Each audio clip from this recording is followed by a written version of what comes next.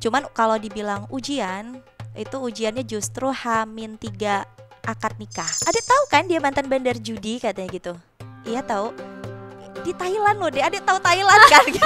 Sempat tuh mikir apa ya udahan aja sama Ko Denny. Sempat frustasi sendiri sih sebenarnya. Jadi dia tuh nggak pernah maksa Yunda untuk pokoknya harus program, pokoknya harus target, nggak sama sekali.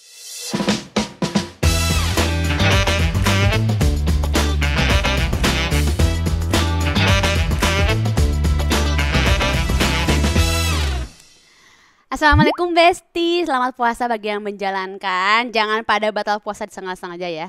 Pokoknya ini baru awal-awal puasa. Senang banget hari ini akhirnya podcast kita kedatangan Ustazah untuk memberikan secercah pencerahan hidupku. Beliau juga merupakan istri dari Ko Denny Slim. Assalamualaikum Teh Yunda. Waalaikumsalam warahmatullahi wabarakatuh. Apa kabar Teh? Teh? Alhamdulillah sehat damang. Sehat. Teteh damang. Pangestu. Alhamdulillah. Benar ya bahasa Sundanya ya. Kadang kalau dulu bahasa Sundanya bahasa Sunda nggak Kasar. lemas gitu. Heeh. Sekarang sibuk apa Teh? Sibuknya masih ngaji, dampingin Alhamdulillah. suami, sama sekarang tuh lagi program hamil insya Allah. Mohon doanya. Bismillah semoga lancar ya Teh ya Amin, amin, amin, semuanya. ya rabbal alamin. Lagi tausiah, lagi sibuk tausiah juga pasti. Aku Ramadan kali ini tuh ngurangin jadwal karena Oke. memang Ko Denny-nya full. Oh gitu. Jadi aku bener-bener Ramadan tahun ini full support dakwah beliau. Oh Masya Allah. Lagi menjalani program hamil Teh. Udah berapa lama Teh? Kita udah 4 tahun 4 tahun program program hamilnya? hamilnya. Pernikahan udah mau jalan 5 tahun. Oh Masya Allah. Tapi berarti nggak capek-capek ya Teh ya? Iya, karena itu juga Iya, jadi mengurangi dawa aktivitas. juga. Iya. Semoga semua lancar ya Teh ya. Amin, Bismillah ya amin, Teh. amin, amin, amin, ya rabbal Aku pernah ketemu Ko Denny waktu itu tahun kemarin di acaranya sahurnya Rans. Oh, tadi malam kan habis dari sini. Iya ya, aku belum diundang lagi Teh kebetulan yang tahun kemarin diundang, tahun ini belum Mungkin diundang. kode kali ya, Besti. Nih, pada penasaran Teh, aku juga penasaran. Pertama kali Teteh ketemu sama Ko Denny Slim tuh gimana sih? Proses awalnya. Mm-mm. Aduh, mungkin aku udah banyak banget bilang di podcast-podcast, cuman ini khusus ya untuk para Besti Nah, gitu ya.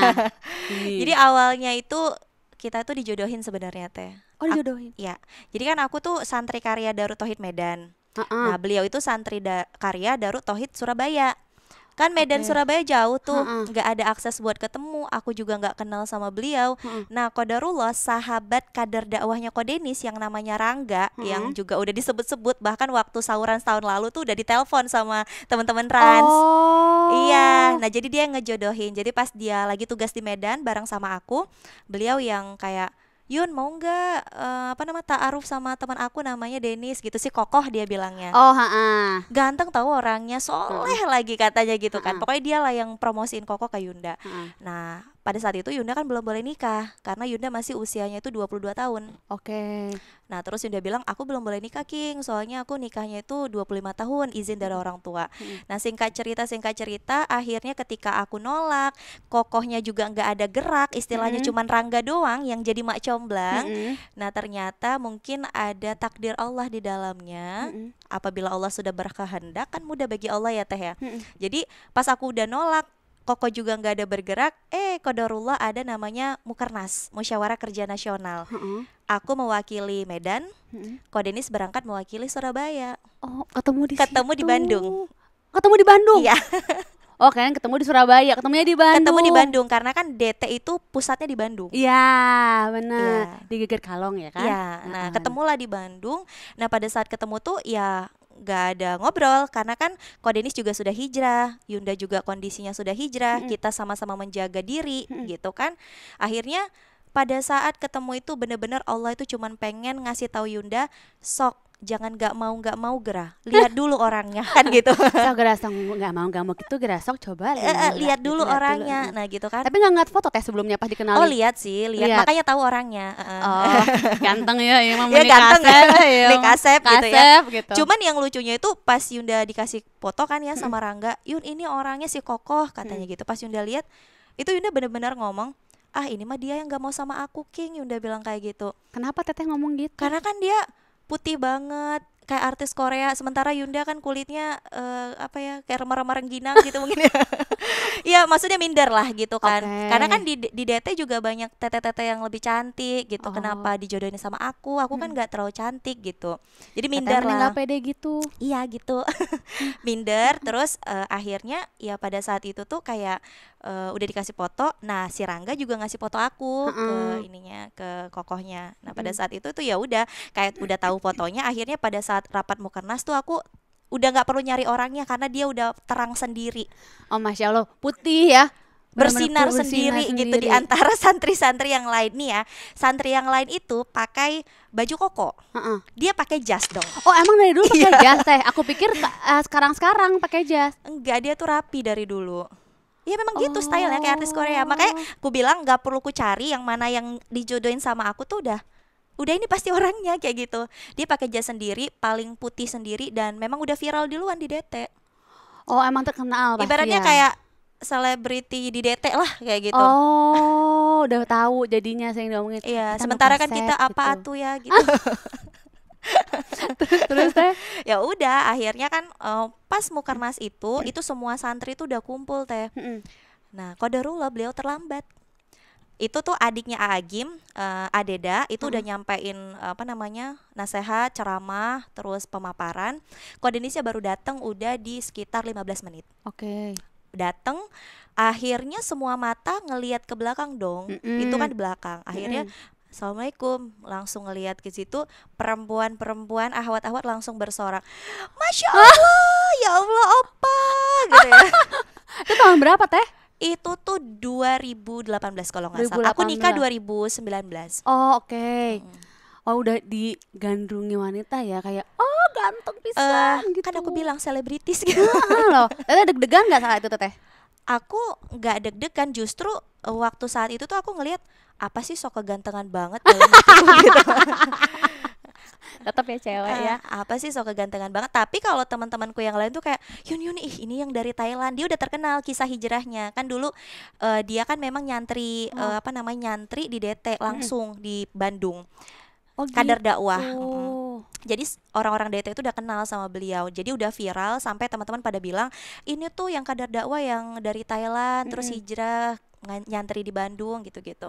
Jadi pas dia masuk tuh langsung kayak wah Masya Allah ya ganteng banget, soleh lagi gitu ya. Udah masuk, pas dia masuk udahlah terlambat, duduknya paling depan lagi, pede ya. Membelah orang-orang dong. Kan ada tempat duduk di belakang tuh ya, dia PDW jalan pakai jas gitu ya. Makanya udah bilang suka gantengan banget nih orang, udah terlambat kan gitu ya. Datang masuk paling depan, duduk di samping kepala cabangnya Yunda, gitu kan, duduk di samping. Terus Adeda adiknya A ngasih pertanyaan, yang bisa jawab coba tebak siapa?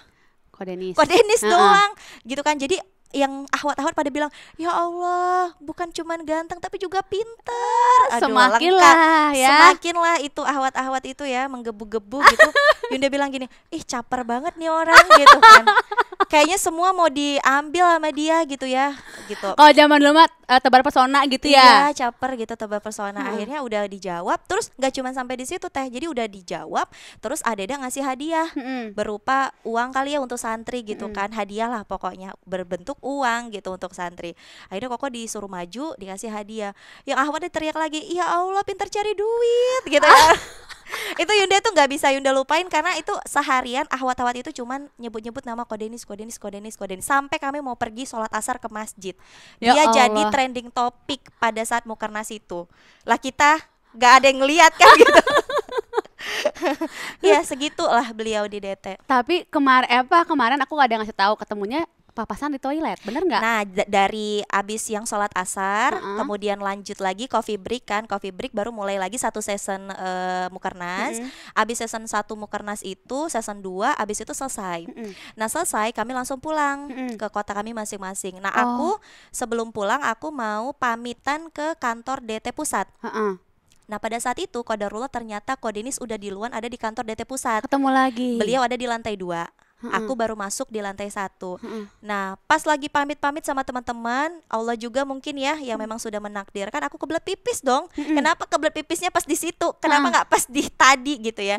Aku kebelet pipis. Nah, lokasi kamar mandinya itu pas banget berada di bawah tangga. Ko Denis turun dari tangga. Aku mau ke kamar mandi di bawah tangga kayak gitu. Papasan tuh. Jadi kayak aku kaget lah ini kan yang tadi dibilang lah, ini kan dijodohin sama aku gitu ya, gitulah namanya perempuan ya. Akhirnya kagok, dia mau ke sini, aku mau ke sini, dia mau ke kanan, aku ke kanan, dia mau kiri, aku kiri. Serius? Serius. Nah, tuh kayak drakor teh. Kayak drakor, makanya aku bilang, makanya ada yang bilang Ko Denis dan Teh Yunda ketemu di mana? Di kamar mandi ya, kata gitu. Padahal kan di Bandung ya. Di Bandung Padahal awalnya. tapi momennya itu gitu. Terus udah kiri kanan gimana? Akhirnya aku canggung gitu kan. Terus Ko Denisnya bilang, "Assalamualaikum Teh." Aku saking shocknya ya disapa orang ganteng gitu ya. Aku langsung melengos aja, aku langsung masuk kamar mandi. Nah di kamar mandi bukannya aku pipis, aku udah keluar belum ya? Udah keluar belum ya?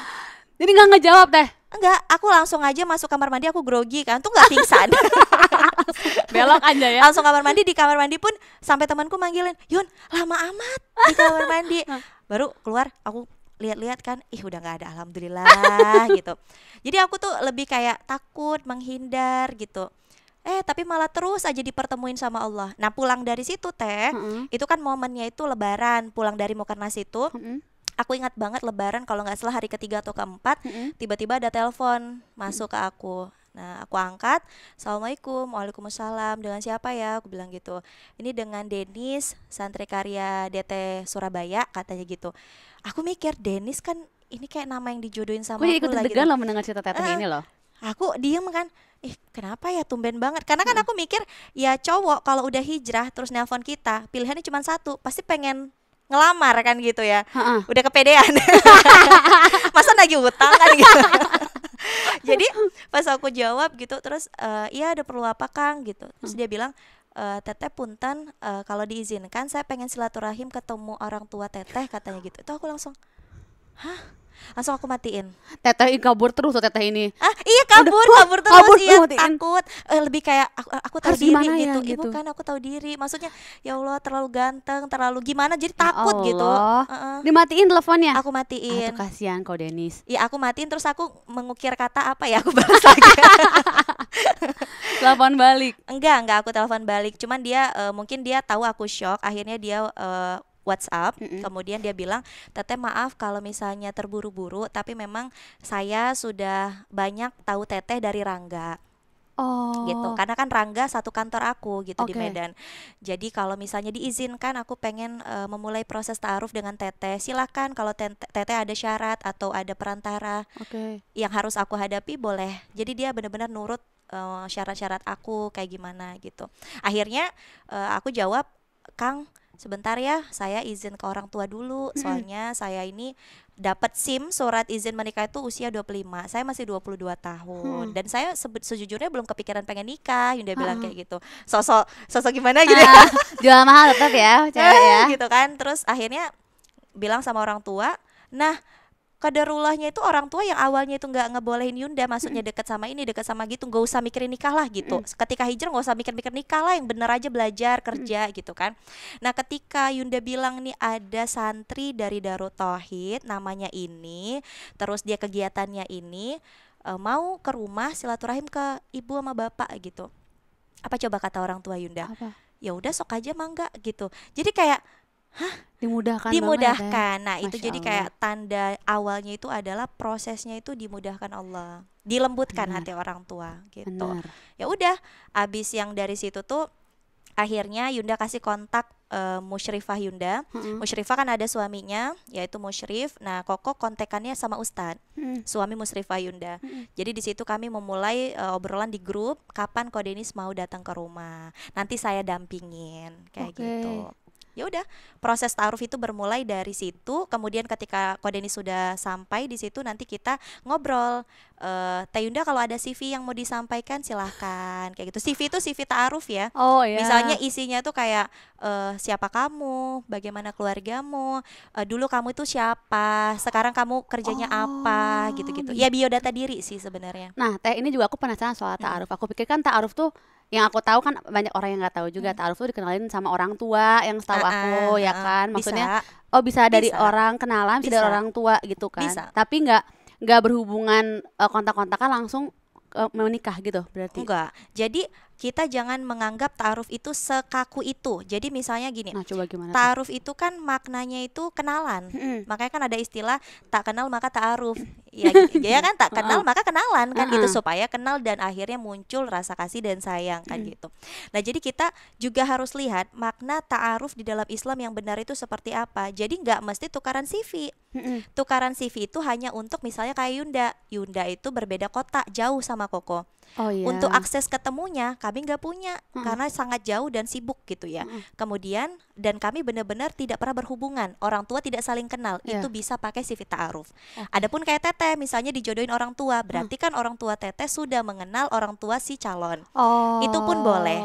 Tapi yang harus kita garis bawahi, ta'aruf yang sesuai syariat Islam itu adalah yang pertama, orang yang ngajak kita ta'aruf atau orang tua ketika mengenalkan calon ta'aruf tujuannya satu, pernikahan. Jadi nggak boleh sembarangan nih anak SMA, aku mau ta'aruf nih sama kamu ukhti. Padahal mah dia nggak tahu dia punya mahar kah, dia udah siap emosi kah, siap ilmu kah, siap iman kah, nggak tahu. Pokoknya yuk ta'aruf yuk gitu, nggak kayak gitu. Karena awal dari ta'aruf ini adalah mereka yang sudah memiliki kesiapan menikah. Itu yang pertama. Terus yang kedua adalah ta'aruf yang benar di dalam Islam itu harus ada perantara. Kayak Teteh mungkin perantaranya orang tua. Kalau Yunda perantaranya ustadz ustazah. Tapi yang harus digarisbawahi adalah orang yang menjadi perantara haruslah yang memiliki ilmu, pengetahuan agama. Gitu. Supaya apa? Supaya proses ta'aruf ini berjalan sesuai dengan syariat. Dia bisa menjaga kita agar kita ini nggak bermaksiat kayak gitu. Karena kan pernikahan kita pengennya berkah. Bagaimana memulai pernikahan yang berkah kalau diawali dengan dosa? Chattingan berdua, ngingetin udah tahajud belum gitu. Nah, itu nggak diperkenankan. Nggak diperkenankan. Jalan bareng modus-modus. Yuk kita makan bareng sambil aku kenal kamu. Itu nggak boleh. Jadi benar-benar nggak berhubungan, harus ada perantaranya. Boleh. Gitu. Kalau mau jalan boleh, tapi dengan syarat ustadz ustazah ikut. Orang tua ikut. Makan bareng keluarga boleh. Jadi tidak sekaku yang kita bayangkan, juga tidak sebebas yang kita bayangkan. Gitu. Nah, berarti kalau ta'aruf tuh mengenal satu sama lainnya kapan Teh? Setelah menikah? Ta'aruf namanya juga kenalan. Jadi sebelum kita ijab kabul, kita juga udah bisa mengenal dirinya. Kayak Yunda sebelum menikah dengan Koko, lama, hampir sekitar sebulan, Yunda kenalan sama dia melalui ustadz dan ustazah. Kemudian Yunda video call dengan ibunya karena kan jauh ya, Medan Bogor. Akhirnya ustadz minta Koko untuk kasih kontak orang tuanya. Hampir tiap hari video call sama ibunya. Nah, itu kan proses perkenalan. Jadi nggak melulu ta'arufnya nanti setelah menikah. Iya, memang kita akan berta'aruf dengan pasangan kita seumur hidup kan. Iya kan, benar kan. Orang sekarang aja ketika Yunda menikah sama Koko masih terus mengenal siapa diri dia. Dia masih terus mengenal siapa diri Yunda. Karena nggak semuanya kita tunjukkan di awal kan gitu. Benar. Jadi orang-orang kan banyak yang berpikirnya ta'aruf nikah baru ngobrol, banyak kan orang gitu. Banyak orang yang masih awam juga Teh soal ta'aruf ini gitu. Jadi semoga bermanfaat tadi penjelasan dari Teteh soal ta'aruf gitu. Nah, sebelum kenal Ko Denis, ada yang berniat ta'aruf ke Teteh juga nggak? Deketin gitu, ada nggak Teh? Kalau yang berniat ta'aruf ada sih 2 orang. Nggak mau tapi Teteh. Bukan gak mau, nggak kenal juga sih sebenarnya. Yunda juga nggak tahu. Tiba-tiba ada satu dokter, satu lagi aktivis dakwah.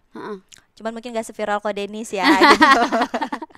Jadi ada dokter datang ke rumah. Yunda juga nggak terlalu kenal orangnya, cuman dia kenal Yunda karena Yunda aktif di Darut Tauhid kan. Namanya Darut Tauhid itu jangkauannya luas ya. Mungkin banyak donatur, dari ibu donatur punya anak, seperti itu. Nah, akhirnya dia datang ke rumah. Nah, pada saat itu Bapak Yunda itu menunjukkan sikap yang kayaknya kurang respect sama beliau. Jadi Bapak Yunda tuh lumayan susah gitu menerima calon menantu. Jadi banyak kayak persyaratan dia harus bagaimana gitu kan. Kemudian datang satu lagi aktivis dakwah, itu juga sama, dapat respon yang kurang baik lah dari orang tua. Kayak misalnya Kalau bapak kurang suka itu biasanya bapak kasih pertanyaan yang aneh-aneh. Misalnya apa teh? Misalnya adalah ketika dokter itu datang ke rumah Yunda, namanya dokter ya, biasanya pasti hidupnya udah enak, dari keluarga juga yang mapan, kagak pernah lah camping-camping di hutan gitu ya Heeh. mungkin ya. Jadi Bapak Yunda nanya, coba bayangin gimana kalau kamu tinggal di hutan selama 1 tahun, gimana kamu bertahan hidup? Keringat dingin tuh dokter, ngapa yang harus dijawab gitu ya. Sampai saking dia groginya dan Bapak Yunda lumayan tegas dan mukanya serem memang Bapak Yunda. Mm-mm. Jadi saking dia groginya itu kan di meja tamu ada kacamata. Satu kacamata dia, satu kacamata Bapak Yunda. Yang pas dia pamitan yang dia bawa kacamata Bapak Yunda. Akhirnya dikejar sama Bapak Yunda sampai depan. Balikin kacamata gua. Saking dia groginya tuh, segitunya lah itu bener-bener. Tapi berarti teh tetap ya teh restu orang tua Iya dong. pertama ya teh ya. Iya. Ridho orang tua itu pertama Iya, ya karena teh. kan ketika kita belum menikah itu teh, surga kita kan masih sama orang tua. Jadi jangan sampai kita itu apa ya menyepelekan ridho mereka. Betapa banyak orang yang menikah tanpa restu orang tua, berakhirnya di mana? Perceraian Iya. kan, meja hijau gitu. Dan mereka itu mengatakan saya nyesel dulu nggak ngikutin nasihat mama. Orang tua iya benar. Saya nyesel dulu nggak mikirin perkataannya papa kan gitu. Makanya ketika kita nganggap oh ini sempurna, dia baik loh mah, dia baik loh pak, kata siapa? Iya. Hati Namanya jatuh orang tua kan cinta. punya feeling ya teh gitu. Bener teh, aku Mm-mm, setuju. mm-mm. Aku juga dulu eh, nggak pernah ngenalin diketawain teh aku teh nggak pernah ngenalin cowok gitu ya sama orang tua. Kenalin berarti yang serius. Kalau ibu aku nggak setuju, bapakku nggak setuju, aku nggak berani. Tagi Kalau- udah nikah berarti? Alhamdulillah, Alhamdulillah. udah. Alhamdulillah. Udah nikah anak 2. Alhamdulillah masih muda ya. Aku Sih kayak ABG ya. Alhamdulillah teh, makasih ya teh. Bahagia berarti ya. Alhamdulillah ya Allah, Alhamdulillah. alhamdulillah. Muda nggak ya? Enggak teh, aku 35. Kok kayak 34,5 ya. Beda setengah bulan ya teh. Pelit Setengah banget. tahun, setengah Pelit tahun. banget mujinya. Nah, teh pernah nggak sih teh pas mau tadi yang ta'aruf atau misalnya pas mau sama Ko Denis ragu-ragu gitu teh sama Ko Denis deh pas mau bener-bener mau ta'aruf tuh teteh kayak ngerasa aduh bener nggak ya kayaknya kan kalau kita nih kalau kita dengar teman-teman kita gitu ya kalau mau nikah kan suka ada kalau kata orang apa ya cobaannya gitu Iya. ada yang cobaannya macam-macam gitu ya teh ada juga yang tiba-tiba jadi nggak yakin ada yang Iya. tiba-tiba jadi mikir Iya, aduh iya, ini iya. bener nggak ya gitu. Iya iya iya, aku paham. Iya ragu pasti lebih kayak rasa khawatir ya, bukan ragu. Karena bisa jadi keraguan itu adalah was-was setan. Karena setan itu akan menghalangi anak Adam untuk beribadah. Nah, pernikahan itu kan adalah ibadah. Jadi kalau kalimat ragu itu bisa jadi bisikan setan, was-was.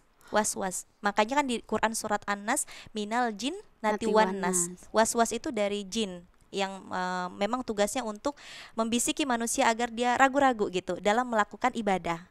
Tapi mungkin Yunda bukan ragu, lebih kepada khawatir. Ada kekhawatiran. Satu kekhawatiran Yunda yang paling utama adalah bakalan jauh dari ibu bapak. Karena Yunda bakalan dibawa ke Bogor. Berarti kan waktu bertemu orang tua akan sangat jarang. Sementara Yunda anak perempuan satu-satunya cuma punya adik laki 1. Jadi Oh, kami cuma cuma berdua, 2 Teh. bersaudara. Jadi kayak perasaan khawatir lah meninggalkan orang tua lama jauh gitu Iya. demi ikut suami kan Iya. gitu.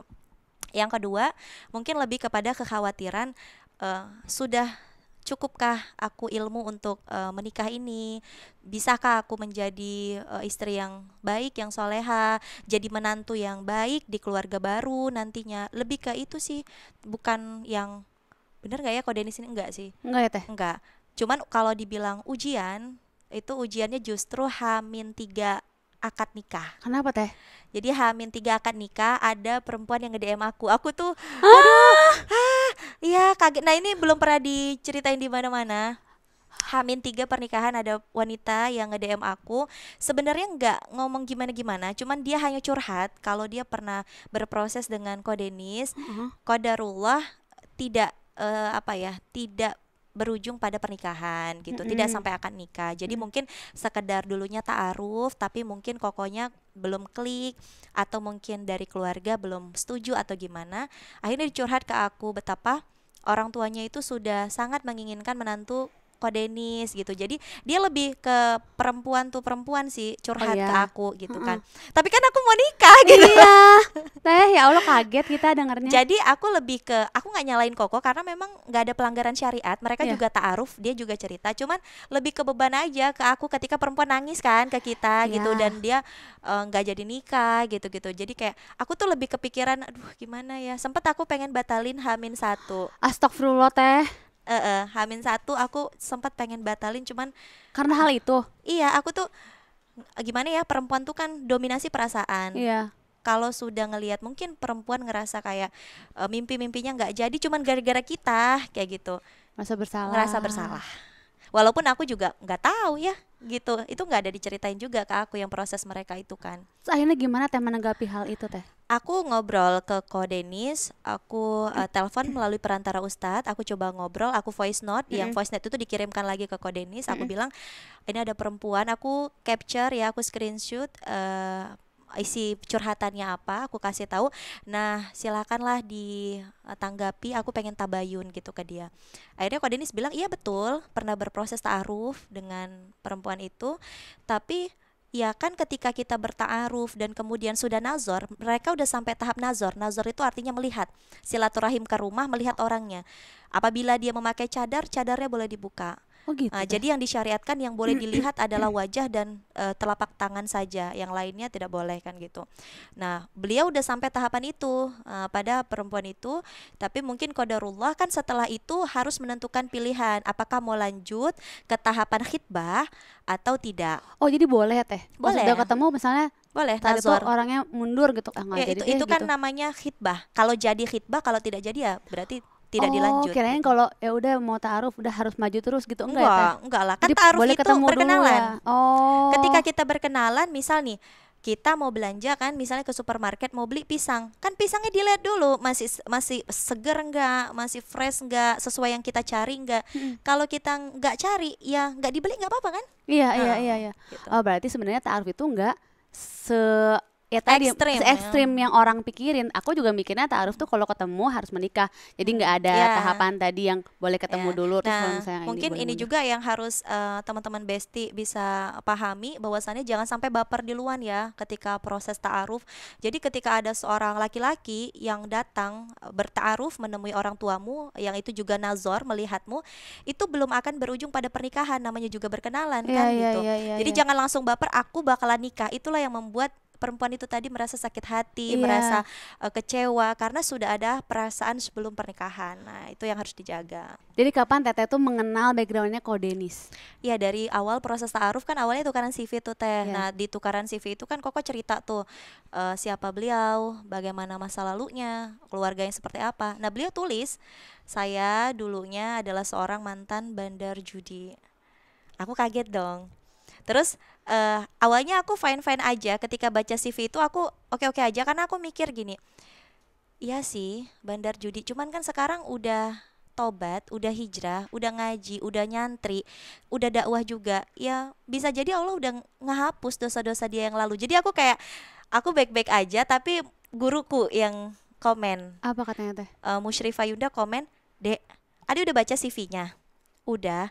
Terus tanggapannya apa? Kok diem-diem aja, kata guru Yunda gitu. Kakak udah baca loh, katanya gitu. Jadi kayak ada sesuatu yang penting yang mau dibahas gitu kan. Karena kan Yunda ngaji itu seminggu 2 kali. Jadi ketemu sama guru gitu kan. Terus Yunda bilang, nggak ada apa-apa sih kak gitu kan. Kakak udah baca loh, katanya gitu. Iya, emang kenapa Yunda bilang kayak gitu? Adek tahu kan dia mantan bandar judi, katanya gitu. Iya tahu. Di Thailand loh deh, adek tahu Thailand kan gitu. Adek tahu nggak Thailand gimana? Thailand, ya belum pernah sih ke sana, cuman yang bebas ya, Yunda bilang itu bebas, wanita di sana seperti itu gitu. Ya adek tahu kan kehidupan di sana sehancur apa gitu. Adek siap punya pasangan yang seperti itu dulu masa lalunya. Jangan sampai nanti ada sangkutan-sangkutan di masa lalu. Diungkit Ya, lagi. gitu. Ya gitu. Kemudian Yunda bilang, kan kakak yang bilang sama Yunda, tidak ada dosa yang besar jika kita dihadapkan dengan luasnya ampunan Allah. Jadi Yunda ngerasa kalau ketika dulu iya oke dia mantan bandar judi, oke dia mungkin punya pacar, mungkin dia pernah minum, dia kehidupannya bebas di sana. Tapi kan kita lihat orang bukan dari masa lalunya, kita lihat siapa dia sekarang dan apa yang sedang dia ikhtiarkan. Yang Yunda lihat sekarang Ko Denis itu udah jadi ngebela ya, pada belum jadi suami. Enggak, maksudnya lebih kepada Yunda pengen ngelurusin, kita jangan ngelihat orang dari masa lalu gitu loh. Kita lihat dia sekarang dengan usaha dan perjuangannya untuk hijrah, untuk tobat, untuk benerin hidup, untuk jadi orang yang baik kan gitu. Dan Yunda sampaikan itu, akhirnya Musrifah Yunda bilang, bener juga ya Dek, katanya gitu. Iya Kak, kan itu dari kakak nasihatnya. Diterima, berarti Teteh menerima segala masa lalunya Ko Denis. Lah itu kan aku, belum sampai ke orang tuaku. Nah gimana tuh, kan deg-degan. Jadi awalnya tuh kan cuman aku doang yang tahu, dan aku belum berani ngasih tahu. Berarti orang tua nggak baca CV-nya itu Teh? Nanti setelah aku udah baca semua, terus kan CV itu aku kasih ke orang tua. Nah itu orang tua baca, mantan bandar judi. Cuman orang tua tuh anehnya nggak ada komen apa-apa, karena mungkin bagi mereka alah ini mah mainan anakku, nggak bakalan jadi juga gitulah gitu, nggak serius lah gitu dikira orang tua. Jadi orang tua juga nggak terlalu komen. Akhirnya ketika Koko ini memutuskan untuk nazor, melihat silaturahim dari Surabaya ke Medan itu berapa kilometer ditempuh dia, kemudian Yunda kan bukan di Medannya, jadi dari Medan ke Siantar itu kurang lebih 4 jam. Jauh. Dan kalau ke tempat Yunda itu dari bandara harus naik mobil yang rada kurang bagus ya, ada mobil Intra, ada Paradep kayak gitu, yang dia duduknya di samping toilet, bau gitu. Serius? Perjuangan untuk nazor menemui Yunda. Dia cerita tuh setelah udah menikah kan. Terus dengerin lagu-lagu Batak gitu ya selama di perjalanan, dan ketemu orang yang katanya suaranya kasar gitu ya, namanya juga baru pertama ke tanah Sumatera kan, kaget. Akhirnya ketika sampai nazor ke rumah, disitulah dimulai proses ta'aruf yang sebenarnya dia ngomong dari hati ke hati, baik ke orang tua Yunda ataupun ke Yunda. Nah pada saat proses nazor itu dibuka oleh Ustadz menjelaskan, ini adalah proses ta'aruf. Denis ini adalah orang yang ingin berta'aruf dengan anak bapak gitu. Dan silakan Ko Denis disampaikan apa yang mau disampaikan kan gitu. Akhirnya Ko Denis cerita aja ngalir, saya Denis begini-begini. Akhirnya sampailah pada satu kalimat, Pak mohon dimaklumi, mohon saya dulunya adalah mantan bandar judi kayak gitu. Bapak Yunda ketawa-ketawa aja kayak beneran gitu kan. Jadi kayak beneran ini katanya santri tapi mantan bandar judi gimana sih gitu ya. Ya udah dia cerita aja. Jadi saya dulu, dia cerita kenapa akhirnya dia jadi seorang mantan bandar judi. Dan itu tuh kayak yang membuat Yunda ngelihat mata Bapak Yunda tuh kayak berkaca-kaca gitu, kayak oh Bapak Yunda merasakan perjuangan dia sampai pada titik ini tuh ternyata nggak mudah banget. Dan dia jadi mantan bandar judi juga bukan karena keinginan dia kok awalnya. Karena kan awalnya itu orang tua bangkrut, ayah sakit dan butuh dana, adik masih sekolah banyak, ada tiga adik kayak gitu, dan beliau anak pertama dan pasti ada tanggung jawab ekonomi ya di situ. Kalau cuman kerja sebagai marketing ya lama lah gitu istilahnya untuk menghidupi keluarga gitu. Akhirnya ya mau nggak mau bos nawarin peluang besar, uangnya banyak, berangkat dengan keadaan seperti itu. Dan umur itu beliau berapa itu Teh? Usia berapa ya, kalau nggak salah sekitar usia 20. Dia menikah dengan Yunda 27, mungkin sekitar usia 20-an lah. Oh iya 20-an dia udah berangkat itu ke Thailand. Cerita, dan Bapak Yunda tuh sampai ya mungkin terharu ya mendengar ceritanya, dan Bapak Yunda memahami perjuangan seorang laki-laki mungkin di situ. Itu tuh rasa seorang laki-laki sampai juga ke laki-laki. Jadi Bapak Yunda paham. Dan Yunda melihat Bapak Yunda nyaman ngobrol sama dia. Yang Yunda tunggu-tunggu ini pertanyaan yang tinggal di hutan ini nggak keluar-keluar ini. Alhamdulillah nggak keluar ya Teh. Iya, berarti Bapak Yunda suka kalau kayak gitu. Langsung Teteh semakin yakin di situ. Bahagia sih, bukan yakin tapi bahagia ketemu dengan Bapak Yunda, ketemu dengan laki-laki yang nyambung, karena Bapak tuh ngobrol sama anak juga jarang gitu. Oh gitu Teh. Tapi kalau ngelihat Bapak nyambung ngobrol sama orang tuh kami bahagia gitu, anggota keluarga. Berarti nggak gampang nyambung sama orang, ngobrol sama orang panjang gitu. Betul. Tapi aku lihat Teteh Instagramnya sama Ko Denis lucu banget loh, romantika di Amor Teh. Ada yang gendong-gendongan. Teteh kok kuat loh gendong Ko Denis? Itu aku pertanyaannya, kok Teteh kuat? Gak kuat sih sebenarnya, itu kan konten. Tapi kok aku kayak ding gini gitu. Tapi lucu, emang berdua suka lucu romantis gitu ya Teh? Jadi awalnya kita itu jaim Heeh. gitu. Karena kan citra yang dibuat orang kok Denis adalah ustaz. Iya. Aku adalah ustazah, padahal kan bukan. Heeh. Ya kan? Jadi aku bukan ustazah. Oh bukan ya Teh? Bukan, ya santri weh gitu, santri ngaji, weh ya, Teh. ngasih ngaji, masih ngajar gitu kan. Heeh. Tapi kan orang panggilannya itu yang membuat kita jadi harus gimana gitu ya, Iya. ustadz, ustazah. Awalnya itu kita saling jaim. Jadi setiap habis maghrib baca kitab. Ya bener-bener kehidupan gimana gitu ya. Nah. Tapi makin tahun kedua, tahun ketiga, tahun keempat mulai keluar aslinya. Ternyata cowawakan ya Teh. Ternyata dua-duanya kocak. Oh, atuh kenapa nggak dari awal kocaknya ya Teh? Kan itu karena stigma yang dibikin kamu adalah ustaz, Oh, kamu iya. adalah ustazah. Jadi kita tidak punya keberanian untuk membuka diri kepada pasangan, siapa sih diri kita yang sebenarnya ini gitu. Ternyata Masya Allah cocok, kocak Dua-duanya ngakak. Makanya aku lihat kok gendong-gendongan lah, apalah kok lucu. Duaan romantika diamor Teh. Tapi kan ini banyak yang jomblo-jomblo nih ya, bestie ini ya. Pada pengen dapat jodoh yang baik-baik. Kalau pengen mendapatkan jodoh yang baik tuh harus gimana cenah Teh?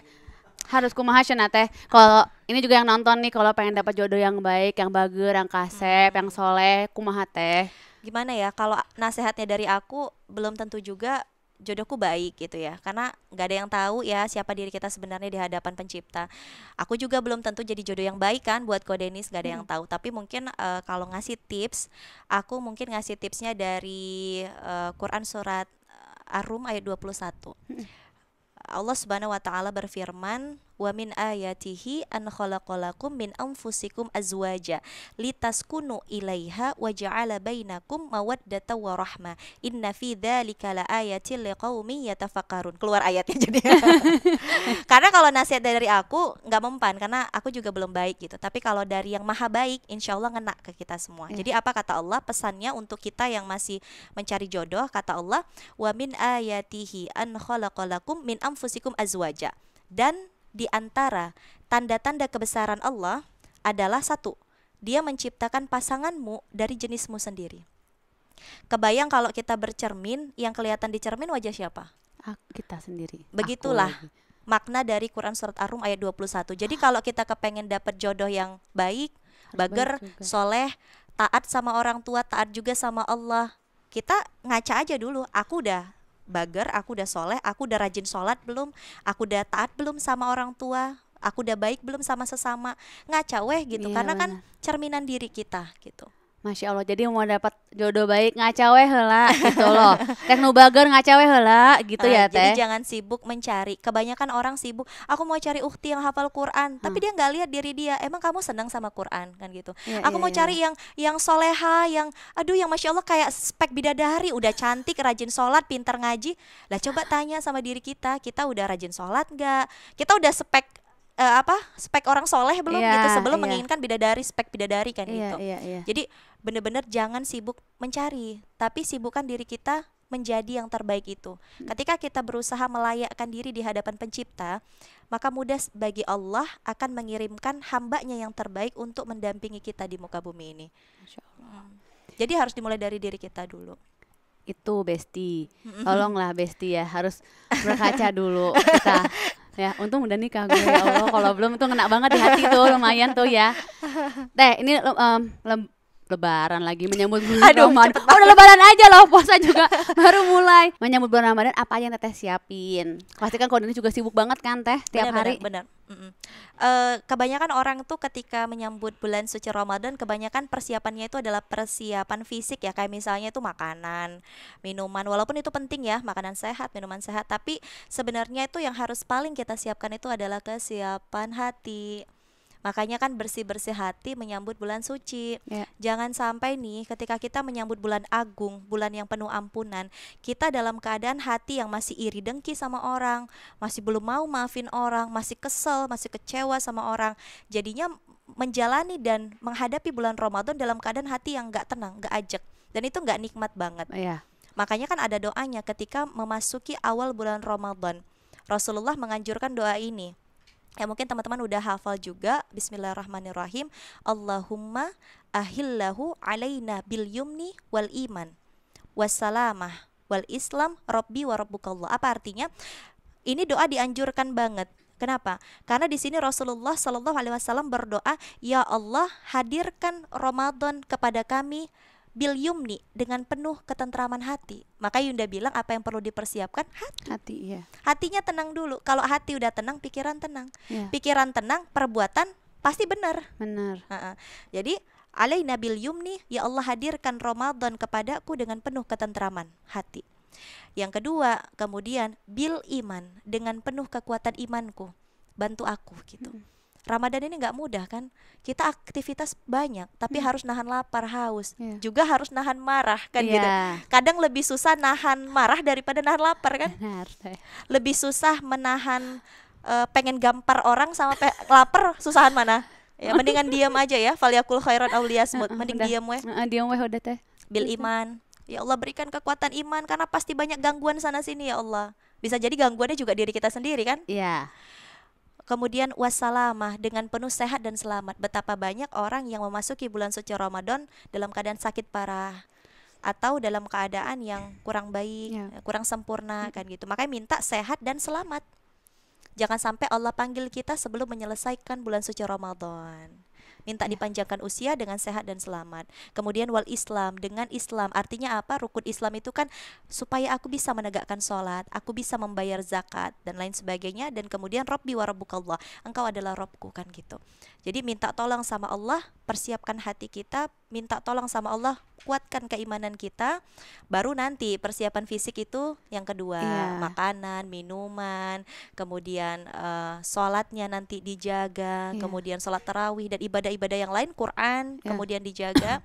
Karena ketika bulan suci Ramadan ini yang perlu kita garis bawahi adalah tidak hanya aktivitas puasa. Kebanyakan orang seperti ini. Banyak orang bulan suci Ramadan puasa tapi tidak membaca Al-Quran, itu kurang sempurna juga. Makanya kan di Quran surat Al-Baqarah, di situ dikatakan Allah Subhanahu wa taala berfirman, "Syahrul Ramadan alladzi unzila fihil Quran." Bulan suci Ramadan adalah bulannya diturunkan Al-Quran. Makanya kurang sempurna kata Allah yang berpuasa tapi tidak membaca Al-Quran. Karena ini adalah bulannya Quran kan gitu. Jadi kita harus tahu menempatkan skala prioritas kita itu. Kalau kita punya kesibukan silahkan, tapi yang menjadi prioritas kesibukan kita juga harus ada waktu bersama dengan Al-Quran. Gitu.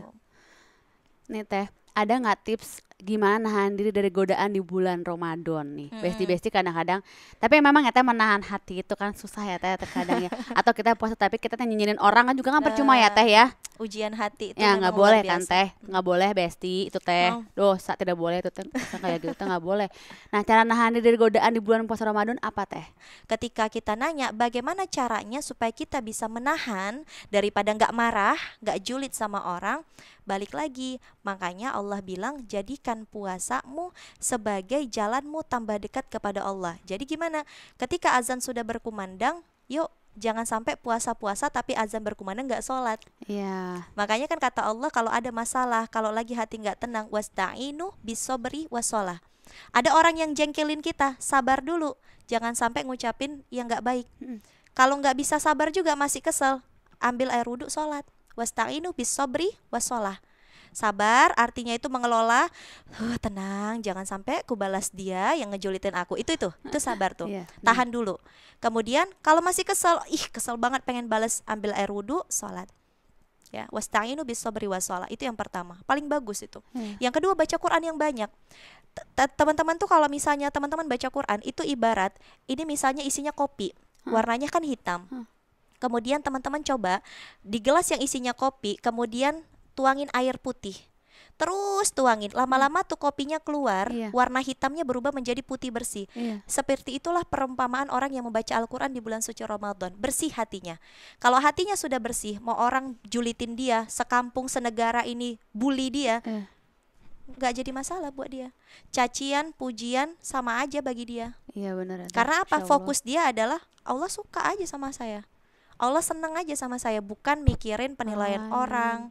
Ya, kalau kita kan kadang lebih sibuk mikirin penilaian orang daripada penilaian Allah. Betul ya Teh ya. Orang bilang kita jelek kamu, wah nggak bisa tidur tuh, kepikiran. Jelek tuh kamu ada jerawat, wah kepikiran tuh. Tapi kalau Allah yang bilang kamu belum benar ibadahnya, ayo lagi diperbaiki. Kita nggak peduli itu, ya kan? Iya. Padahal yang sebaik-baiknya penilaian yang kita kejar itu adalah penilaian Allah Subhanahu Allah. wa taala. Teteh, kalau Teteh rutinitas yang pasti Teteh lakuin selama Ramadan sama Ko Denis apa? Rutinitas pastinya adalah prioritas ibadah nomor 1. Pastikan ketika jadwal padat di pagi hari ataupun sampai malam hari, kami sudah memulai waktu di jam 2, kan sahuran sih ya. Mm-mm. Jadi kami jam 2 udah harus Teteh berangkat. nemenin. Aku nemenin. Lah, yang tahun lalu kan aku ikut juga. Kok kita gak ketemu Teh?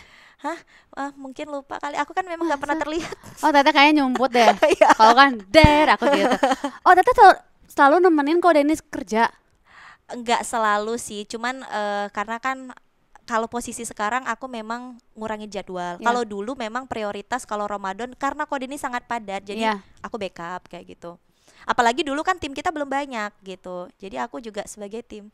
Bagi tim juga ikutan bagi tim. Tapi berarti tetap sahur sama buka bareng Teh. Iya, jadi kalau ditanya aktivitas kita di bulan Ramadan, pastinya ketika jam 2 tuh kan bangun, yang harus sudah kita selesaikan adalah yang pertama sudah tahajud, itu wajib ya gitu. Bagi orang tahajud itu kan sunnah ya, Ya. tapi kita mewajibkan diri kita Wajibkan. untuk selalu bertahajud 2 rakaat minimal. Mm. Ya kalau 8 rakaat bagus, ya semampu kita lah, nggak dipaksakan. Yang kemudian kedua, pastikan sudah menyelesaikan one day one juice. Itu untuk kita ya. Silakan teman-teman, Iya. itu tidak dipatok, tapi itu bagus banget kalau Iya. mau diamalkan. One day one juice. Kenapa? Pastikan mudah-mudahan minta tolong sama Allah di akhir Ramadan kita khatam 30 juz. Ya kan? Nah, one day one juice. Kemudian yang ketiga, pastikan kita sudah melakukan sholat tobat dan zikir, kemudian istighfar. Rasulullah SAW itu beristighfar minimal sehari 100 kali. Beliau kekasih Allah sudah dijamin surganya. Istighfarnya sehari minimal 100 kali. Minimal 100 kali. Ya, itu Rasul. Lah kita harus lebih dari Rasul karena kita nggak ada jaminan surga kan kayak Iya. gitu. Ya, istighfar. Oke. Dan kemudian yang selanjutnya adalah pastikan ya kita sudah melaksanakan kewajiban-kewajiban kita, baru tuh memulai hari enak, sahur kan, sahuran Ya. di net, Ko Denis, mulai di situ. Nanti paginya biasanya Ko Denis awali lagi dengan kuliah. Kuliah. Beliau lanjut kuliah Lagi di kuliah? Mahat Qodimus Sunnah di Bandung. Di Online mana, Teh? tapi Oh, online. Kuliah apa Teh? Hadis. Oh, Beliau Masya lanjut lagi Allah. hadis. Oh, lagi kuliah lagi. Iya. Doain ya Teh, mudah-mudahan Bismillah. lancar ya. Semoga lancar, amin. Aku alhamdulillah. Oh, sekolah lagi ya Allah. Ya, pagi lanjut. Abis dari syuting yang sahuran di Nets, beliau sampai apartemen itu kuliah lagi. Kemudian abis itu mungkin ada waktu sedikit istirahat. Nah, abis itu lanjut duha Mm-mm. harus ya, walaupun itu sunnah tapi ayolah kita Sama-sama. sama-sama pelan-pelan duha. Kemudian abis duha itu biasanya nanti dilanjut lagi. Kalau misalnya ada waktu lanjut lagi Qur'annya. Nah, kalau nggak hanya one day one juz, tapi kalau masih bisa lanjut lagi sampai berapa juz gitu. Karena para sahabat itu khatam Quran itu bisa 4 sampai 5 kali, bahkan banyak sekali. Iya, iya. Nah, kita berusaha untuk berlomba-lomba dalam kebaikan kan. Iya. Nah, nanti udah selesai tuh aktivitas ibadah yaumiyah kita, baru tenang tuh, sedekah ya, jangan lupa juga sedekah subuh tadi sehabis subuh. Nanti ketika semua ibadah yaumiyah sudah kita laksanakan, insya Allah urusan dunia kita Allah mudahkan. Makanan favorit Ko Denis untuk berbuka puasa dan sahur. Beliau tuh sebenarnya suka makanan apa aja. Mm-mm. Beliau tuh nggak milih-milih makanan, orangnya gampang banget. Tapi yang paling penting itu pedas dan asin.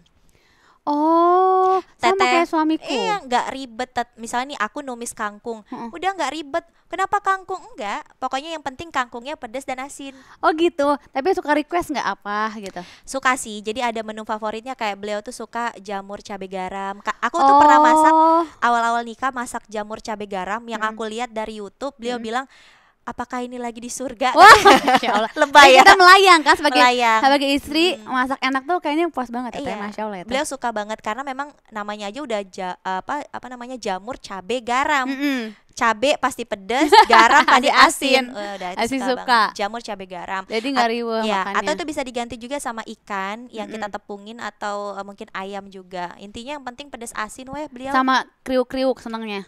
Enggak sih, yang Enggak. penting pedas asin. Yang penting pedas asin. Sama bakso tuh suka banget. Kalau suamiku sudah telur dadar. Oh, telur dadar. Telur dadar. Harus mau buka mau ini telur dadar ya, Teh. Jadi Iya. dadar di rumah lagi. Telur di rumah habis weh terus ya. Ini telur ditelorin didadarin gimana sih?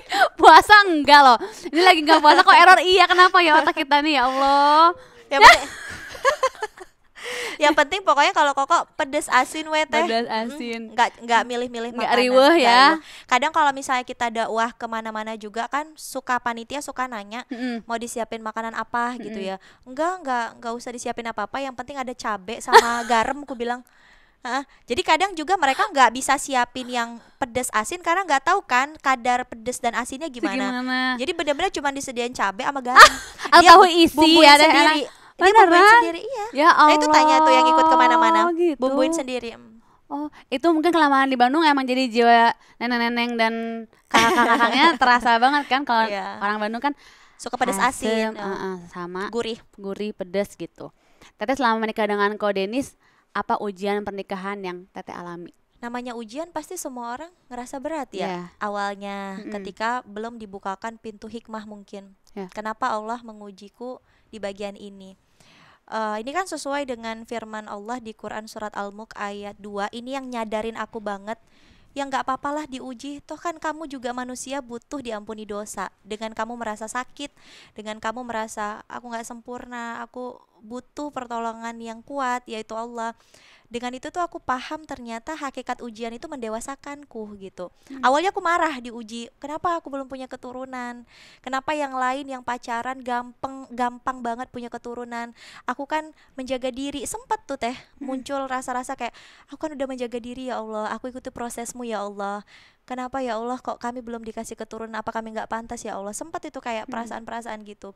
Terus Allah Subhanahu wa taala mengingatkan kita, alladzi khalaqal mauta wal haya taliyabluwakum ayyukum ahsanu amala. Allah menciptakan mati dan hidup Yunda untuk menguji kamu.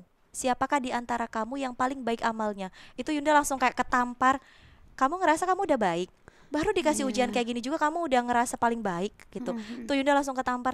Ya Allah, kemarin Yunda bilang, ya Allah aku udah taat, aku udah ngelakuin semua yang kau perintahkan, kenapa ujiannya sebegininya ya Allah gitu. Kata Allah kan dijawab, Iya. untuk menguji kamu siapakah di antara kamu yang paling baik amalnya. Kalau amal kamu baik kamu nggak akan protes sama aku kan gitu. Tuh kan ketampar banget Yunda. Iya. Dari situ Yunda langsung oke, bismillah ya Allah, Yunda jalani. Jadi yang paling berat itu memang ujian belum mendapatkan keturunan. Karena memang guru Yunda bilang tuh kayak gini, Dek, jangan terlalu menggebu-gebu nanti ya ketika sudah menikah pengen punya keturunan. Perasaan menggebu-gebu itu bisa diartikan adalah kemelekatan yang ada di dalam hati. Dan Allah tidak suka diduakan dengan kemelekatan apapun di dalam hatimu. Makanya kakak pesen nanti kalau udah nikah, kakak tahu kok Yunda seneng banget sama anak-anak. Kan Yunda guru. Oh, Teteh tuh guru ya Teh? Iya, aku ngajar di SDIT dulu. Dan sebelum aku ngajar di SDIT, aku juga ngajar anak-anak Baitul Quran. Aku senang anak-anak. Jadi makanya guruku yang tahu aku, dia bilang, kakak pesan jangan menggebu-gebu pengen punya keturunan. Kakak tahu adik suka keturunan, tapi jangan menggebu-gebu. Tapi aku suka, aku belum bisa handle perasaanku untuk makanya aku begitu awal nikah bilang sama Koko, kita nggak nunda ya, kita pengen punya anak yang banyak ya gitu ya. Ketika ekspektasi tidak sesuai dengan realita, kenyataan, akhirnya aku kecewa sendiri kan gitu. Akhirnya ya itu ujian yang paling berat. Akhirnya aku merasa kayak ya Allah, mungkin ini teguran juga buat aku yang menduakan Allah di hatiku. Aku lebih suka kepada Allah berikan anak-anak daripada Allah yang ada di hatiku kayak gitu. Jadi pada saat itu tuh aku ngerasa oke, pelan-pelan aku belajar untuk anak-anak, harta benda yang Allah kirimkan itu semua terserah Allah. Yang paling penting aku dekat aja sama Allah. Lebih ikhlas ya Teh? Iya, sampai di titik Masya itu. Allah. Karena kan harta dan anak-anakmu itu adalah ujian bagimu. Ya, baru jadi amal, baru jadi manfaat ketika anak-anakmu, hartamu membuatmu tambah dekat dengan yang memberikannya, Allah Subhanahu wa taala. Iya, benar Teh. Jadi ketika Yunda diberikan ujian keturunan itu sempat goyah, sampai sempat tuh kayak ini belum pernah Yunda sampein ke Koko, cuman hanya diri Yunda sendiri sebagai perempuan gitu ya. Karena kan kita punya mertua juga, Teh, kita gimana gitu ya Teh, pengen ngasih cucu. Aku juga ke orang tua aku pengen ngasih cucu gitu. Jadi kayak ya Allah, kalau misalnya nanti Yunda takdirnya nggak bisa memberikan keturunan, Yunda harus berbuat apa ya Allah yang adil untuk suami Yunda, untuk mertua Yunda, untuk orang tua Yunda gitu. Nggak kepengen mereka kecewa lah gara-gara cuman mungkin takdir Yunda gitu kan belum memiliki keturunan. Sempat tuh mikir apa ya udahan aja sama Ko Deni. Sempat frustasi sendiri sih sebenarnya, hanya berkecamuk di diri Yunda sendiri, apa sempat biarin aja kok Denis mencari kebahagiaan yang perempuan yang bisa memberikan keturunan kayak gitu. Ya itu sih, perasaan itu akhirnya itu membuat Yunda dan Koko renggang. Perasaan Yunda itu karena kan ya perempuan Mendem sangat, sendiri juga ya Teh. ya, kepikiran sendiri, mendam sendiri, dipertimbangkan sendiri, itu yang nggak boleh Iya, iya, sebenarnya. iya. Ketika kita sudah menikah, kita nggak hidup sendiri, Iya, nggak ada lagi aku dan kamu, yang ada itu kita. Masya Nggak ada Allah. lagi orang tuaku, orang tuamu, yang ada itu orang tua kita. Apapun yang kamu rasakan itu juga jadi apa yang aku rasakan. Apapun yang kamu pikirkan itu juga jadi apa yang aku pikirkan, seharusnya kan gitu. Iya, iya. Makanya ketika akhirnya Koko itu bilang, Yunda memang harus belajar untuk mengungkapkan apa yang Yunda rasakan. Dari awal tuh suka mendem soalnya. Ketika itu menyampaikan, itu sampai nangis terisak-isak lah pokoknya. Iya. Pas Ko Denis bilang, Buya itu kan Koko manggil dirinya Buya, Yunda Muya. Itu sebenarnya Oh, doa. itu Doa. Teh. Buya itu kan artinya ayah. Heeh.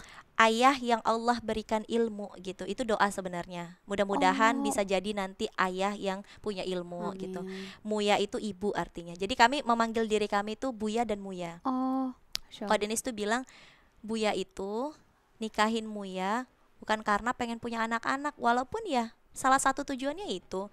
Tapi Buya itu nikahin Muya karena pengen bareng-bareng aja kita berdua ke Masya surganya Allah. Allah. Itu Yunda makin makin ya nggak bisa ngomong apa-apa, kayak cuman bersyukur aja sama Allah, kayak ya Allah, Yunda itu sibuk sama nikmat yang nggak ada, sibuk sama pengen punya anak, pengen ini, pengen itu, padahal nikmat yang besar itu udah ada di depan Depan Yunda, yaitu mata. suami yang baik banget gitu, Masya nggak Allah. pernah nyusahin Yunda yang jadi pengen nangis. Aduh, aduh Teh. Jadi dia tuh nggak pernah maksa Yunda untuk pokoknya harus program, pokoknya harus target, nggak sama sekali. Justru kayak, nggak apa-apa sayang, kalaupun sampai nanti kita tua ditakdirkan belum punya keturunan, banyak kok yang bertahan. Yang penting kita berdua sama-sama saling jaga, saling membahagiakan. Kan bukan anak yang jadi nikmat, tapi Muya, anugerah dari Allah yang terbesar dalam hidup Buya, kata gitu. Tuh Yunda langsung kayak, Masya Allah. jadi Yunda sadar dari hari itu Yunda, oke, kami ikhtiar, tapi yang lebih Yunda perhatikan adalah nikmat yang ada di depan mata Yunda, yaitu suami Yunda. Masya Allah. Makanya Teh. Yunda kemanapun dia dakwah, pergi, selagi Yunda ada waktu, Yunda pasti nemenin. Karena anugerah dan nikmat yang paling utama yang sekarang Allah titipkan sama Yunda, selain keluarga, orang tua, adik, ya suami Yunda. Masya Kayak Allah. gitu. Ya mungkin Teteh juga jadinya terbuka ya Teh, jadi lebih Ya, bersyukur apa yang udah kita dapetin ya betul. Teh. Kadang aja aku suka lupa bersyukur apa yang udah didapetin ya, Iya. kadang suka istighfar, Ya, astagfirullah benar. kok kayak Karena mikirnya jauh, udah punya keinginan lain, padahal yang sekarang kita punya tuh juga dekat, ya. dekat, udah punya segalanya. Misalnya Masya Allah yang kita pengenin gitu ya Iya. Teh ya, Masya Allah. Eh, selama 5 tahun ini apa arti pernikahan buat Teteh? Pernikahan itu ibadah seumur hidup. Pernikahan itu adalah ladang satu sama lain. Ladang itu artinya tempat kita menanam dan tempat kita juga akan menuai, kan? Pernikahan itu adalah ibadah. Kenapa Yunda bilang ibadah? Karena gak setiap harinya membahagiakan hati kita. Ada masa dimana dia membuat jengkel, kita juga membuat dia marah. Nah pada saat itu, itulah momen dimana kita harus sama-sama bertobat kepada Allah. Jadi makin tambah dekat kepada Allah. Ketika kebaikan Ko Denis muncul, lalu Yunda bersyukur, insya Allah itu menjadi pahala kami bersama. Ketika keburukan Yunda muncul, lalu Ko Denis bersabar menghadapi Yunda, itu menjadi kebaikan dia juga, kan gitu. Kalau pernikahan udah dipandang kayak begitu, rasanya indah banget. Iya. Pernikahan bukan lagi tentang apa hakku, apa kewajibanmu. Akan sangat seperti neraka kalau pernikahan hanya soal hak dan kewajiban. Ya. Karena pernikahan itu adalah tentang membahagiakan satu sama lain. Jangan pernah bertanya, apakah aku sudah bahagia? Tapi coba tanya sama diri kita, apakah pasanganku sudah bahagia hidup denganku? Ini sesuai dengan apa yang Bunda Sayyidah Khadijah, istrinya Rasulullah Muhammad SAW. Sayyidah Khadijah itu pernah ditanya oleh perempuan-perempuan yang lain, ditanya seperti ini, wahai Sayyidah Khadijah, beruntunglah engkau bersuamikan Muhammad, Rasulullah Muhammad SAW. Kemudian dengan mata yang berkaca-kaca, Sayyidah Khadijah menjawab, semenjak menikah dengan Rasulullah, aku tidak pernah memikirkan kebahagiaanku. Yang aku pikirkan adalah apakah Rasulullah bahagia menikah denganku. Jadi itu kayak ya soal apakah kita udah membahagiakan pasangan kita, bukan soal apakah aku udah bahagia. Kalau sibuk nanya aku bahagia nggak ya, aku bahagia nggak ya, udah tuh pasti nuntut Iya, ke pasangan. bener teh. Kapan healing, kapan ini uang belanja naik terus. Tapi kalau fokusnya membahagiakan, insya Allah kalau kita fokus membahagiakan orang lain, maka kebahagiaan kita Allah yang bakal urus. Masya Allah, Gitu. amin.